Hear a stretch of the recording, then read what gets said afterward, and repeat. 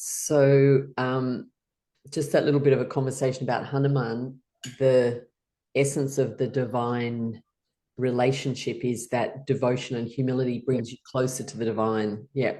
And often there's a jealousy from other people. So that was the story about Hanuman having all his jobs removed. And then he needed to be in charge of, if Ram yawned, he would be close by. I'll have to find the actual story because I think I was repeating it, having heard it by someone, through another channel. So that was funny. So how did you go with your being in the castle? Anything come from that experience? Anyone wanted to, either of you, maybe share a bit about that? You can go first, Dom, if you want. Yeah, sure. A few things for me came up, but probably the last one that came up at the end. I went to my beach meditation this morning at Dixon Park, and every week the theme is different, but the theme this week was gratitude. So I think that came through pretty strongly at the very end, and it kind of made me realize that it's not. I'm finding it difficult to find that gratitude. A lot at the moment just because I'm kind of worrying too much or thinking too much about what's happened in the past, and that's kind of creating a lot of ennui and sort of fog in my head. And yeah, but I feel like the gratitude practices is what really sort of cuts through that and helps me to sort of look at the present and what I'm happy with in the present, because often I am very happy in the present with what's going on, but I can't see it. I'm thinking about what's happened in the past. So I think being able to do more of what I'm doing with the spiritual work will help to sort of um, find that sort of mental clarity a bit better. That makes sense. How did you go, Sher? Yeah, it was cool. I had my castle was huge. Like I couldn't actually see what it looked like on the outside. But when you said the drawbridge, it was so big. Like I was teeny tiny comparatively to this like huge door. And then when I walked in, it went back to like almost normal size, but it was a dome, like a geodesic dome of amethyst Wow, inside. how pretty. And like the letter to myself was all about like at the beginning it says you had a difficult entry into the world, which I thought was funny because my birth was hard. My actual birth had the cord wrapped around my neck. Oh, wow. Yeah, that's dangerous. Yeah. But the first half of my life as well has been quite tumultuous. So it was like both, it worked both ways, but that was to help me understand all the different avenues of other people so that I can help people. So basically it was like helping people and running retreats came like retreats is coming really strong for me right now. Ooh, yeah, I've got tingles. That sounds great. Yeah. I think we've talked about that before, haven't we? Yeah, that feels good. There was some opportunities, wasn't there? Yeah. Mm, good. Um, Oh, and that I was an anchor. That was the other thing. It was really that repeated. Like I'm an anchor when I'm centered and being my authentic self, I'm an anchor to help others, which I thought was pretty cool. that is cool. Yeah. Yeah. I um I think I've only done this really a few times, but the when I go into the castle place, it just feels very at home. It just feels very comfortable. It feels like, that sense of being in a safe space is really strong. And yeah, the letter was about just trusting that everything's unfolding as it should, because I worry a bit too about, like, is this right? Should I be doing that? Should there be something else I'm meant to be doing, whether it's in my work or, anywhere else? So, yes, there was a lot of confirmation of everything's fine. It's the divine trusts you. Like one of my trips to Amma said to me, I was asking about something, and Amma just looked at me and said, you don't need permission. So there's a sense of just trust the intuition, trust what you're doing, trust the guidance.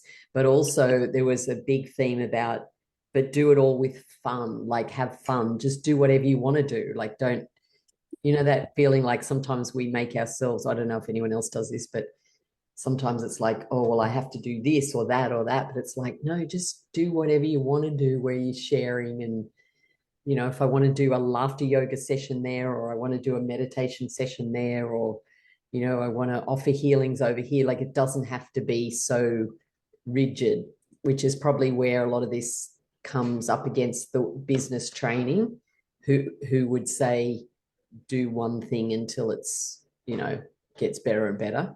This is like, no. And I do know and understand that our souls need variety.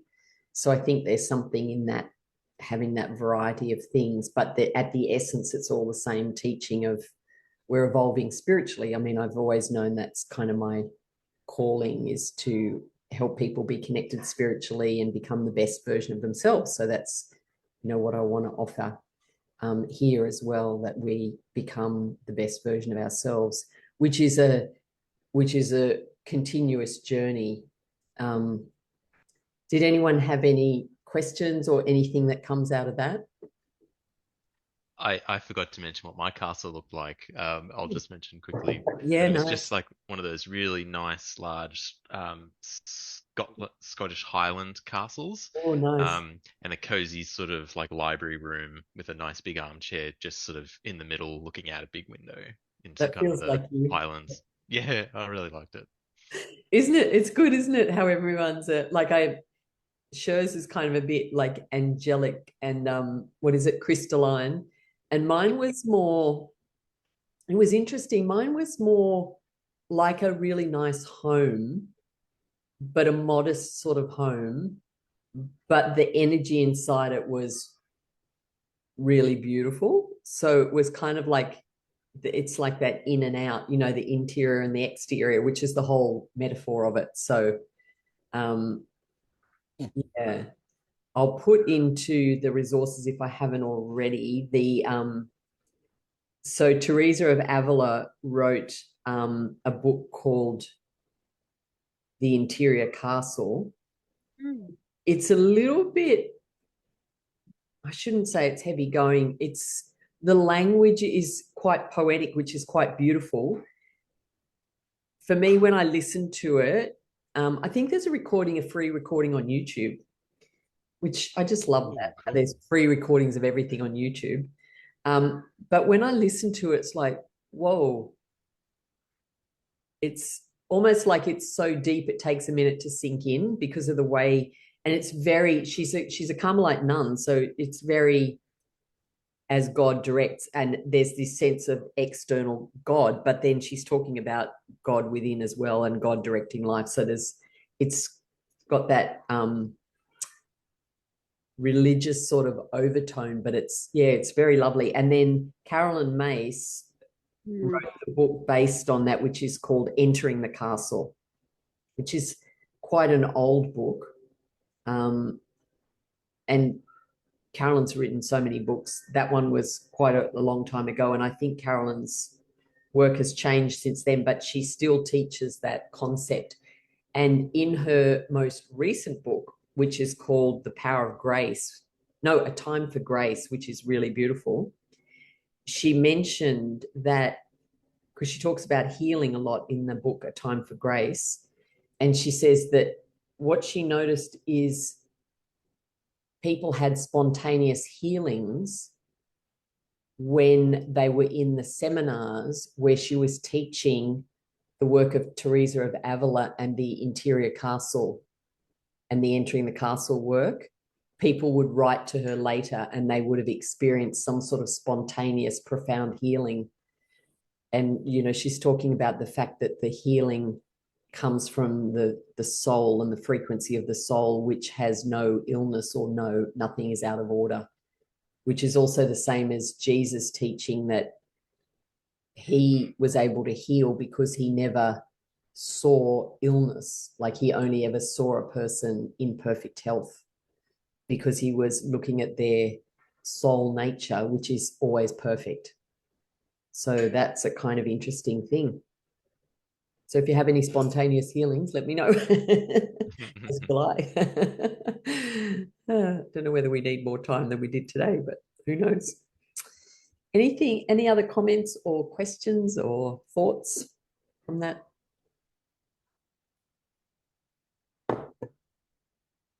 All good? All right, so we're going to have a look at a model for our spiritual transformation. So as you know, we are here for spiritual activation, spiritual awakening, spiritual transformation, and we've gone over some different things around the energy field and healing and things in the other weekends, but we're primarily here because of the desire for that transformation. And I thought it would be useful to have a model for that, which came to me when I was meditating. And I will just share and go through it because this will be useful to come back to. Just share this.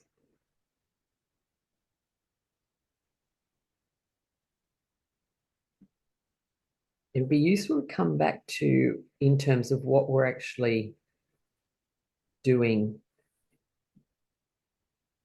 as we go through the different practices.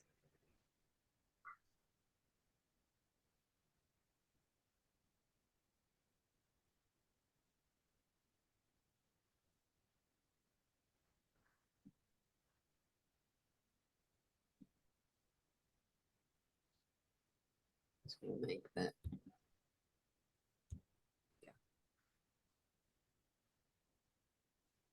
Is that, can you see that? Yeah, cool. Yep. So,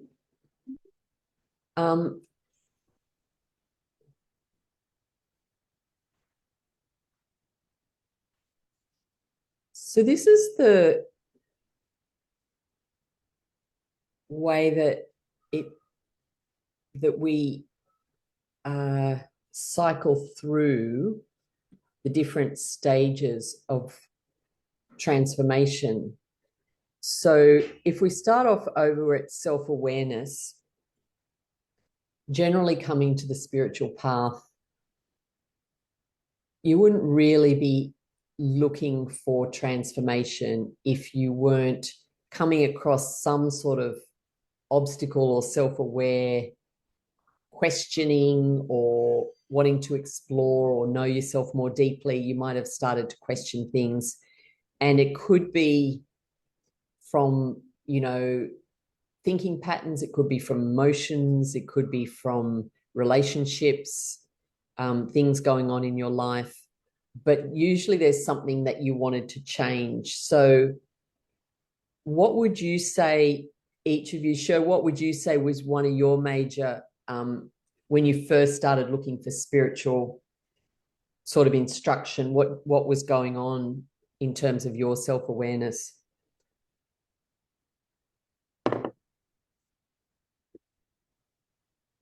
Well, I feel like originally it was from a car accident when I was 17 and I had grown up with the church and had that all in my head, and I stopped. I just said, oh, I'm a good person. I'm doing all the things I'm supposed to do. Why'd I have this accident? Mm. And then I was so pissed off. I was like, the information I've been given is wrong. I have to find the right information. I remember thinking that, like, Yeah. something is not right by what I've been told, because I followed all the rules and I still had a really bad accident. It was that idea. Yeah. Yep. Yeah. So you were asking questions and wanting to, I guess, explore new ideas and beliefs, that there was something more you needed to learn. Mm. And it was interesting because you had another accident not that long ago, didn't you? Which kind of brought you back again. Yep. Mm. So now my goal is to have, be able to get there without accidents would be I great. was just going to say, could we please have no more accidents? Actually, there's a quote I was going to send you both. I don't think I sent it, did I? Oh, it was on this exact point. I'll have to share it into our chat. But I'm going to read it because I'm going to find it. What about for you, Dom? What do you think brought you? Was there self? Yeah, I think it was probably only in the last 2 years after I'd spent a lot of time in my career in my early 20s, kind of just not being very happy, and then sort of leaving a profession or leaving an industry, and also having a relationship and some personal things um, end and change. Like all of that happened at once, Mm, and I didn't have any. I'd sort of left my Catholic faith and had no practice around spirituality or religion, and so mm, with all that upheaval at the same time, it sort of made me start to look for something else that made sense, and a lot of the sort of Eastern traditions and practices really interested me. And I'd been to Japan years ago and loved going to the temples and shrines, and mm, yeah, so it's been. I think I really like this model. It made a lot of sense to me very quickly because I think I get stuck in between steps 2 and 3, or maybe 3 and 4, and mm. yeah, so that's kind of for me. I think 2 years, yeah, 2 years ago probably when it all started to build up to a bit of a crescendo. Mm. That makes total sense. Um, yeah, I can't find this thing easily, but it was something along the lines of, it was just really beautifully worded, something along the lines of, we have problems, we have things that are easy, and we're always going to have both. It was that essence, but just the way, I'll find it later in lunchtime, the way it was worded, I thought was really beautiful. Yeah. And I think for me, um, I mean, my mum used to say that when I was 3, I was asking, like, what happens when you die, and like, where is God and stuff like that. Well, when I asked what happens when you die, and my mum told me, well, if you're really lucky, you get to see God. No, if you're really good, you get to see God. And so then apparently I proceeded to tell her that some boy in my class at school called Johnny was never going to see God because he was really naughty in class. So in that moment was the indoctrination about the good child, right? The socialized good, which is pretty funny. I used to be so sad because I would go to church with my dad, and my brother, who was my half brother, so he wasn't his son, was with Yep. my mom and didn't go to church. And I kept saying, oh, he's going to go to hell. He's going to go to hell because he doesn't believe in God. Yeah. That was really intense for me when I was little. I was so sad. I'd cry about it. Wow. Yeah. Yeah, because the philosophy is strong, isn't it? Yeah. But I had this thought when you guys were talking about the integration part. And I've it's a concept I've thought about in the past, but that when we I have been thinking about this analogy of when you're in a plane and the plane's going up in the sky, Yeah. or when Nice. you're flying in the sky, right? You get the turbulence, and Yep. you get turbulence until it finds like another pocket of Later. air or that pathway that it needs. So it's like we have this turbulence Yeah. that we have to, once you're settled, then it's fine, that we have to allow that turbulence sometimes. I love that. That's so good. And of course, if you put it against, I love that analogy. Thank you for that. And the other one That's a that's great really, one. yeah, really good too is, when rocket ships go up like into space, first thing that happens is the most energy is needed at the beginning. So at the beginning of the journey is where all that energy is needed to like lift off, like to get to that first new level of space or vibration or wherever it's going. And then pieces fall off, right? Like, so all the pieces fall off while it's flying up. But then it goes up and up and up into all those beautiful places. But then when it comes back down through the levels, then is the dangerous time. where it's got to be really stable to then be able to come back down into that Earth's atmosphere.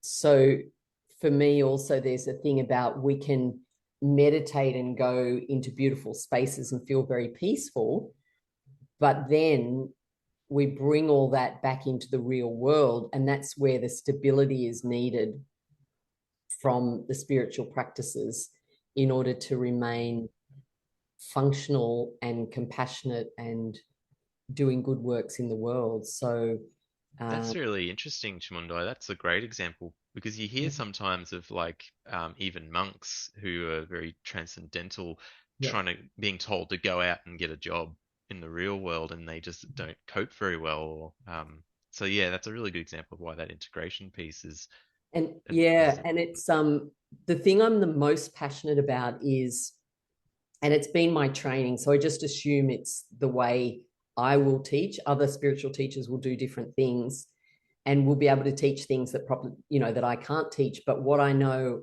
I've been taught is to access that interior soul like we did, but then bring that back. And that's where you integrate it, where you clear and you integrate it into the world and become masters in the world. And I mean, Amma says, you know, that the mark of truly, whether you call it enlightened beings or whether you call it like spiritual masters or whoever they are, that the real hallmark is not the states of like not what happens inside their meditations or what they can perform in terms of spiritual tricks, or do you know what I mean? It's how kind they are in the world. And I just think everything comes back to sometimes the most simplest things. And that makes total sense, because if you watch a master like either of the Ammas, like Amma Narayani or the hugging Amma, what do they spend their day doing? Being kind and helping people and creating a new world, like a temple where people can come and eat for free, you know, going around and hugging people and transforming their hearts and through that transference of energy. So great masters build up environments, and what do? They build schools and hospitals to look after people's bodies and minds. So it kind of comes back really simple. So that's what I aim to do in this teaching, and why it's also going to be important for us to be in the dialogue like we are now. So that's why I'm asking for the feedback, because there's no point me teaching you something that is not useful for you where you are in wherever your stage, because this will go round and round all the time, and it kind of goes up the spiral of this of, oh, shouldn't say spiral dynamics because we haven't done that yet, but maybe we're going to do spiral dynamics. That's another fun way of looking into consciousness. Yeah, okay, so we're doing spiral dynamics. All right. So, but David, I didn't know we were doing that. David Hawkins' scale of consciousness. So, you know, we move up that scale. Let me just get that slide if I know where it is for a minute. Oh, I don't know how to. Oops, I see. I'm going to have to go up. Oh, because I'm sharing my actual slide thing. Oh, there we go. How do you know that? It's right there. Yeah, so we're going around that cycle in terms of our spiritual growth, but we're also moving up the scale. But at each level, we'll still go through all of those ones in that model. And at each one of those levels on that energy vibrational scale, there's going to be different behaviors and different tools and techniques required. So if we just go back for a minute, if we just go back to talking about self-awareness, usually that's what starts us on the path.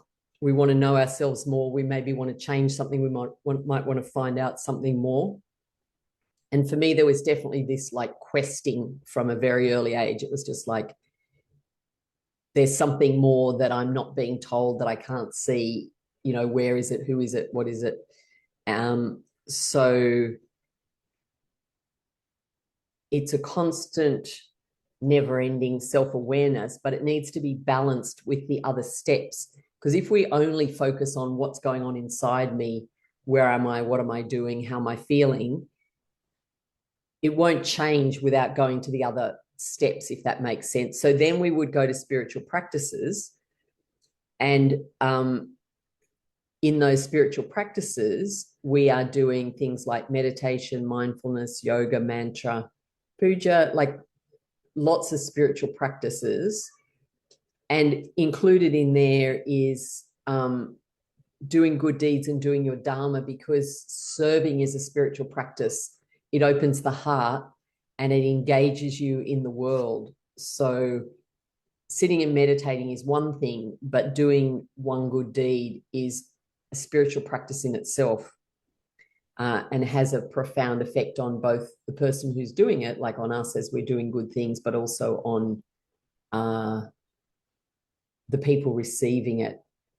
And then, of course, things like energy healings and activations, there's a lot that's going to be inside the spiritual practices. So already today, we've done some spiritual practices, right? So we had a little check-in, and we had an intention for the day, which is kind of in the self-awareness. We did some arti, we did some incense, we did an invocation. That's a spiritual practice, calling on all the parts of the divine to surround and protect us. Then we did that practice of going into the castle, into our soul. So we've done a spiritual practice. And then the next thing that sometimes happens from that is like, and it was perfect because Dom actually mentioned that you had become aware of wanting to find some more mental clarity, and that you've been worrying about the past. So that's bringing to your attention something that can potentially then be cleared in the clearing part. So then we go into the clearing, and we're always clearing. So every time we're doing spiritual practices, we're going up that scale of consciousness again.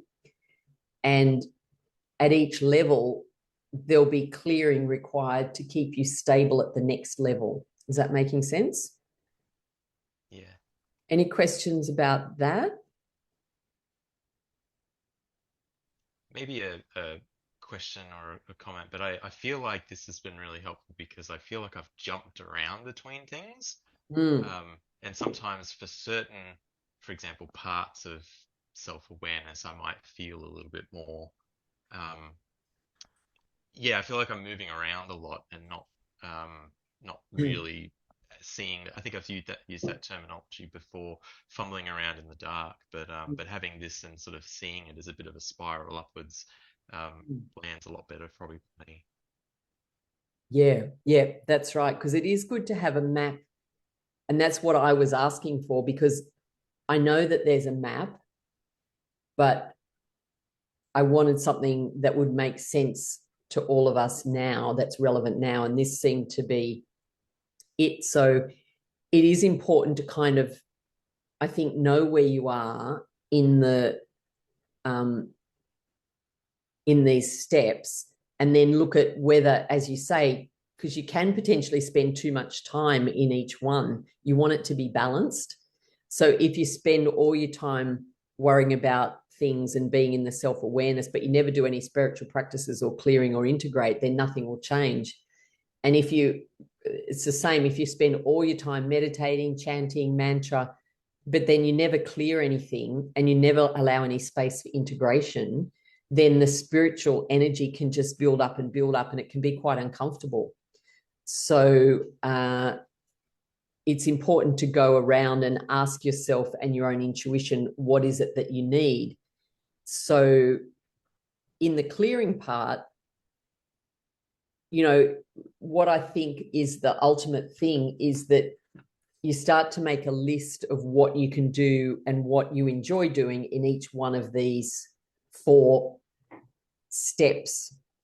So, for example, self-awareness, like for me, I don't really know why, but what's going on in my relationships with people is often my marker of what's going on inside me, like how I'm reacting and responding and thinking when I'm in relationship. And I think, I mean, as humans, we're relational beings, and I guess I relate to people quite a bit. And the sense of connection is a strong, something strong in me. So that's one of the ways I look at it.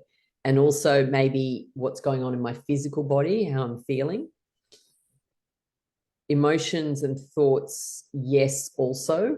So again, there might be a way that you might want to be your go-to for self-awareness. It might be like you'll just start to journal, or you'll just like tune into your body and go, okay, how's my body feeling? I need to have a rest. Or, I'm feeling really,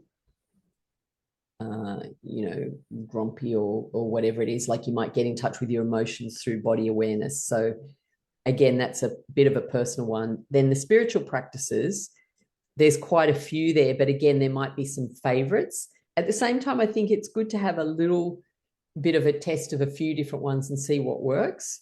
But if you feel like puja and ceremony is my go-to, but definitely in the past, and I do meditation, but definitely in the past, there was a lot more of guided visualizations and other practices. But something about puja, I feel, gives me a strong connection, but I've just learned that over time. So it's good to learn that over time.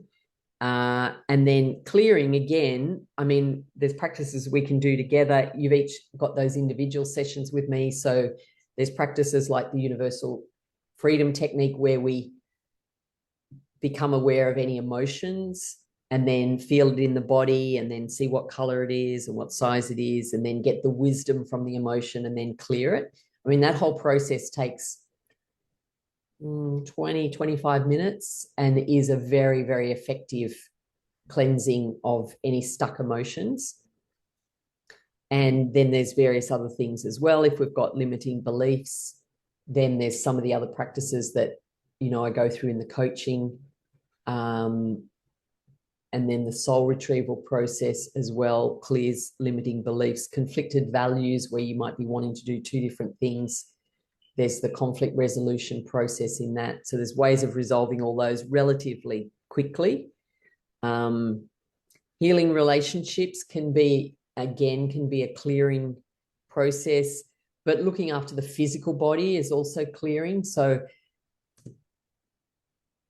always the attention to, well, what sort of life force level has been going into my physical body? Like I've been meditating, I've been self-aware.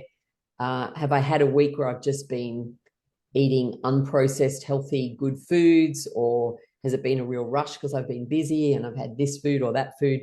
Do I need to really just come back to letting my body clear by having some super healthy food and maybe a bit less food than I had, or a bit more food? Like sometimes it needs one or the other. So you can start to adjust that through diet. Sometimes there's detox things that you might feel.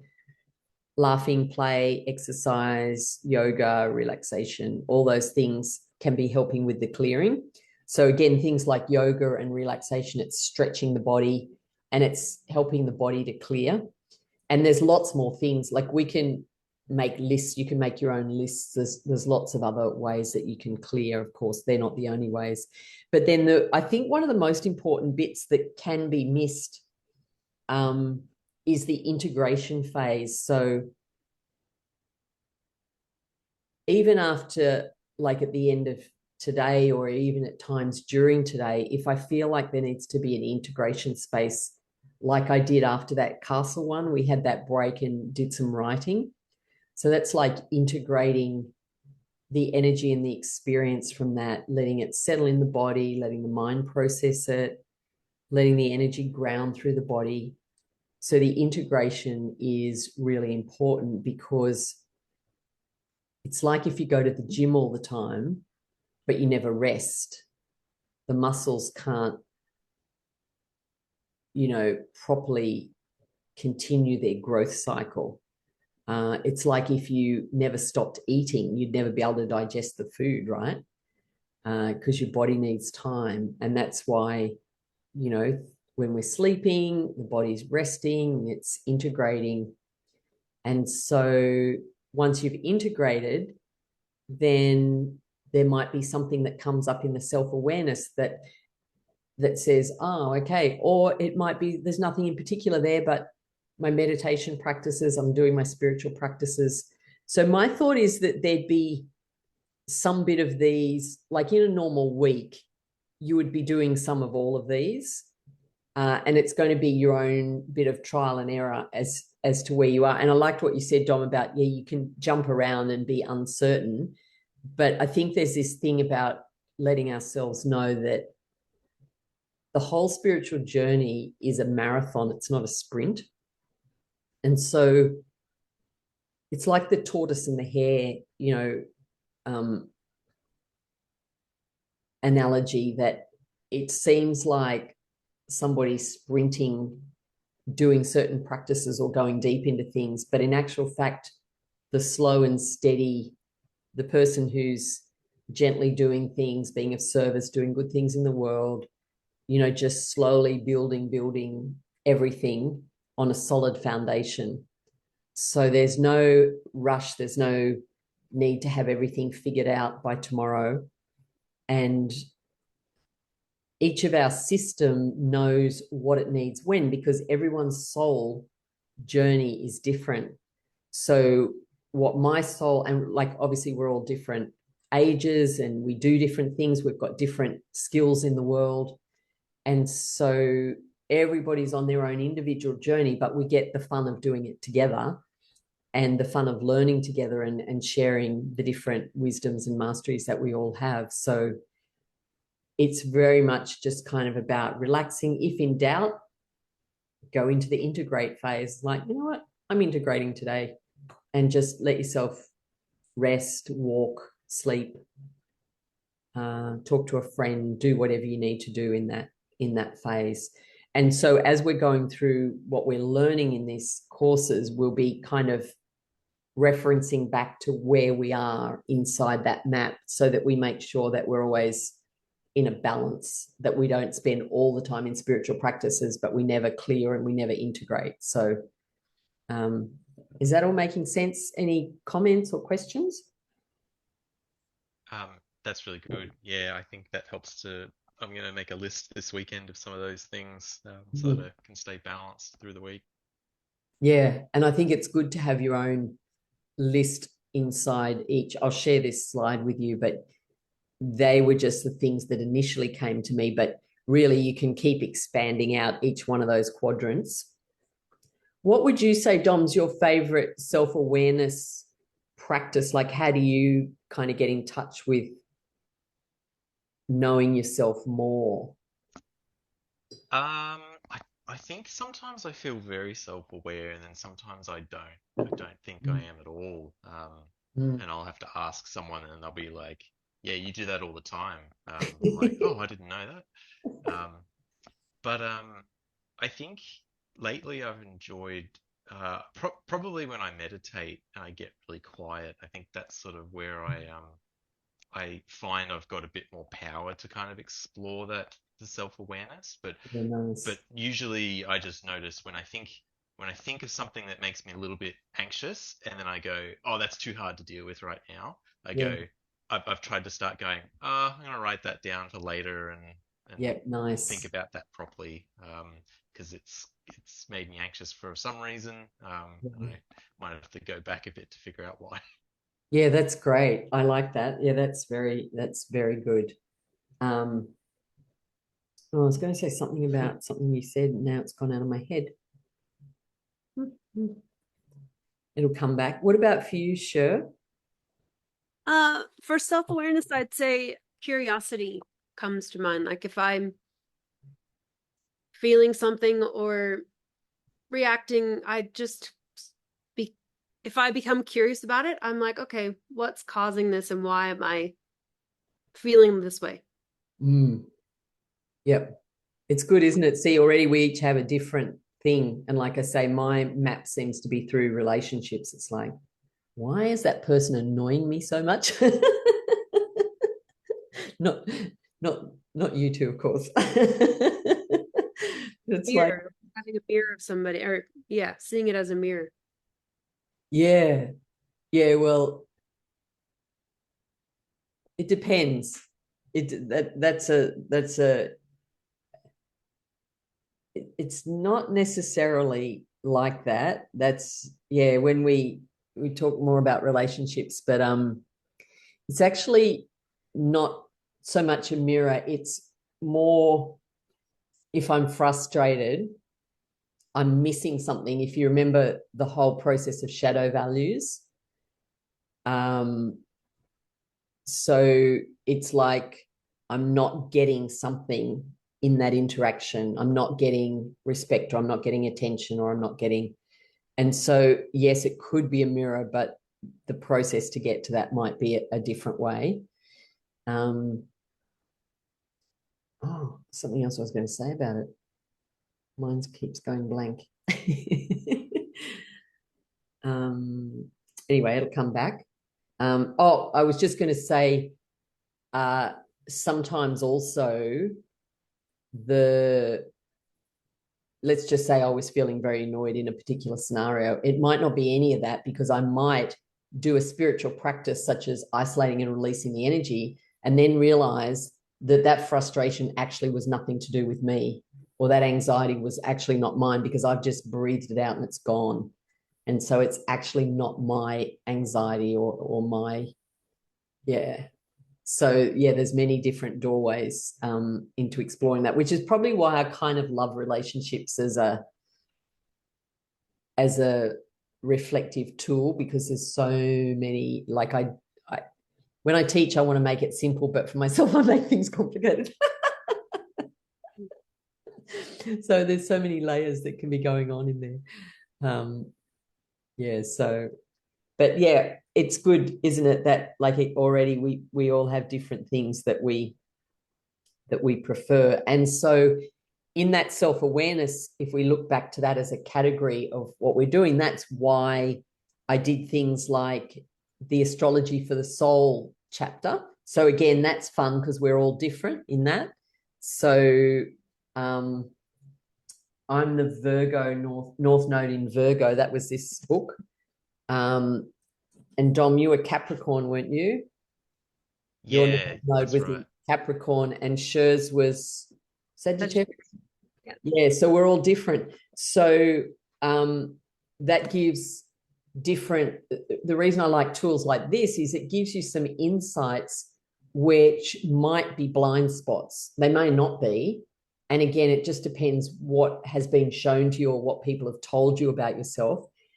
But in my Virgo one, let me just, as an example of that, one of the needs is self-confidence, which is so true, because I would be always thinking, oh, I don't know if I can do it, or blah, blah, blah.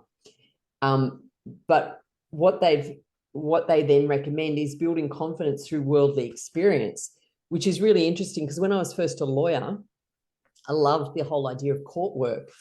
And of course, you come out of law school, no idea how to do anything at all, a bit like a lot of training. But within the first week, they sent me off to court. So I'm like 23 or something, and I'm rocking up to this court. I'm not even admitted properly to appear at court. My boss takes me and just introduces me to the magistrate and says, like, I'm not admitted yet, but I'll be coming to court doing whatever, whatever. And then he goes to me, well, just watch what the legal aid solicitor does and copy them. And then he just went off and left me at court. So, but when I think about this, like, I figured it out through the actual experience of doing it. And so that's one of my lessons. Whereas for both of you, I don't think that necessarily is the same lesson. So we all go through different things. And to have an outward focus of participation, and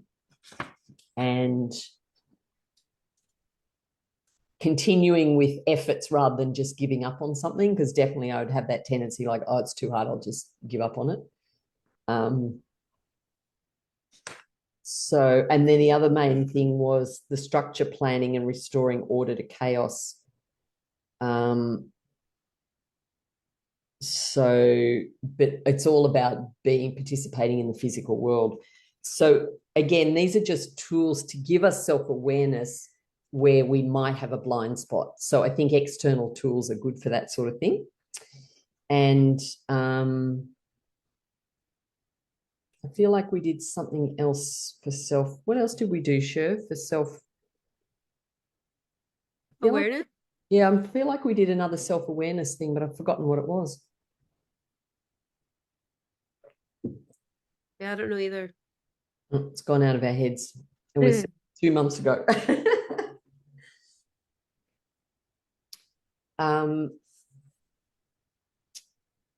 Now, any other thoughts or questions? Do you need a minute to integrate that and make any notes on the self-awareness bit? Does anyone want to write anything or? I've been writing as we go. Okay. You're both so amazingly, such great students. I love this. Well, we're going to have a little bit of a fun self-awareness activity now. And I think that you will enjoy this. Can I just take a quick bathroom break? Yeah, totally. I was going to say if anyone needs a break because it is 10 to 12. So let's take a couple of minutes break to do that while I get to I'm going to share in the chat something that you will need to go to in a minute, and I'll just need to find it. So what we're going to do is we're going to do a fun quiz that's going to give you an insight into something that's going to be very valuable for your spiritual journey. Perfect. So that's going to be fun. I'm just going to pause that